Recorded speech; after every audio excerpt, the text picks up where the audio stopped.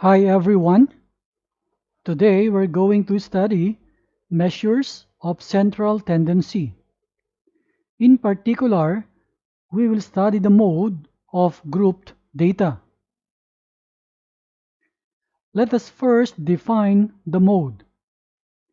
The mode is the value that appears most often. In a grouped distribution, the class with highest frequency is called the modal class. Preference for this measure over the mean and median is usually influenced by the desire to obtain a quick estimate of the average. Let us study now the mode of grouped data. This is the formula. MO equals X sub LB plus the fraction whose numerator is d sub 1 over the denominator, which is the sum of d sub 1 plus d sub 2. And this fraction is multiplied by I. The MO is the mode.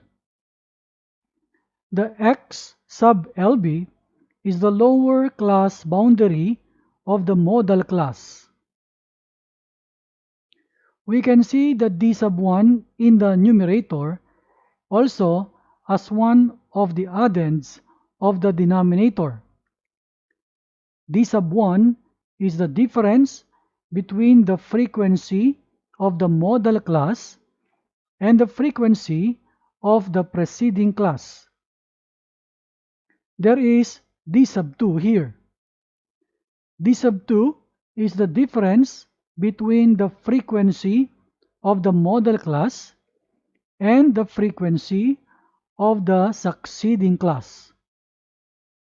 And this I is the class width.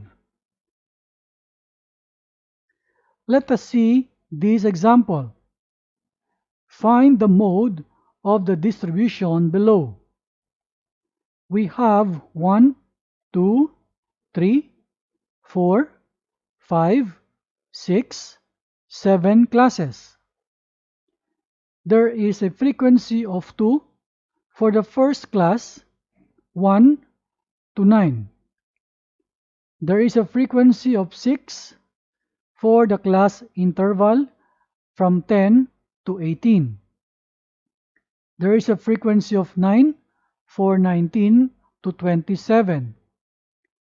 A frequency of 10 for the class 28 to 36. A frequency of 12 for the class 37 to 45. A frequency of 7 for the class 46 to 54. A frequency of 4 for the class 55 to 63. Let us now write the formula of the mode. For step 1, let us find the modal class. We define this as the class with highest frequency. The highest frequency is 12.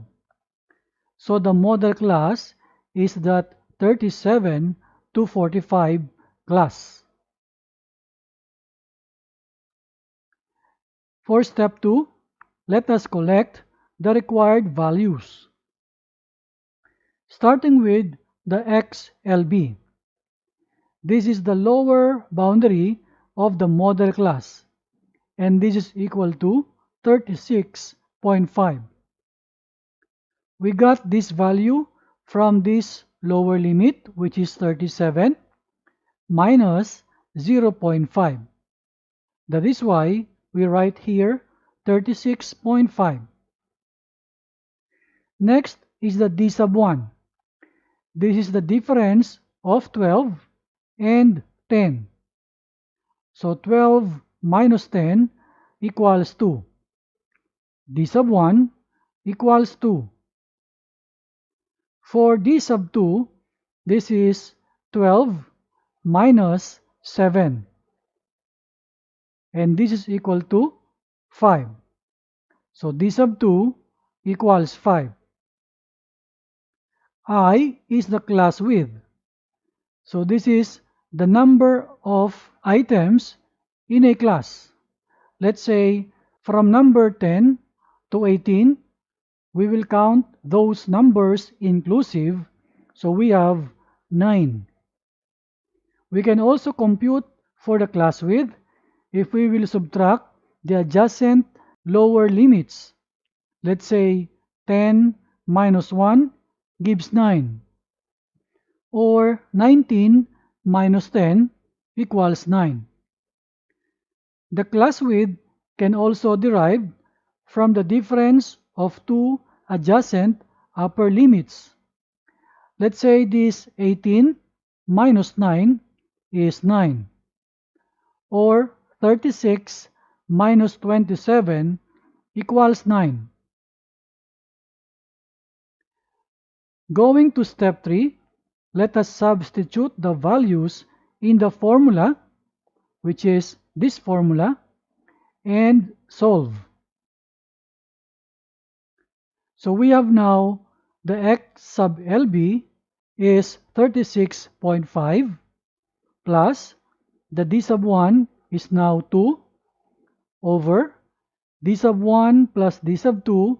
So we write here 2 plus 5. And then the fraction is multiplied by I and is now substituted by 9. Let us simplify further. The denominator 2 plus 5 becomes 7. Let us multiply the number 2 with the 9. We get 18. And this is divided by 7. So the simplified value is 2.57. The sum of 36.5 and 2.57 is 39.07. This is the mode. The computed mode, and that is the 39.07, is within the modal class and theoretically acknowledged as the value that appears most often. This is our final answer. I hope you learned something from this video. See you again next time.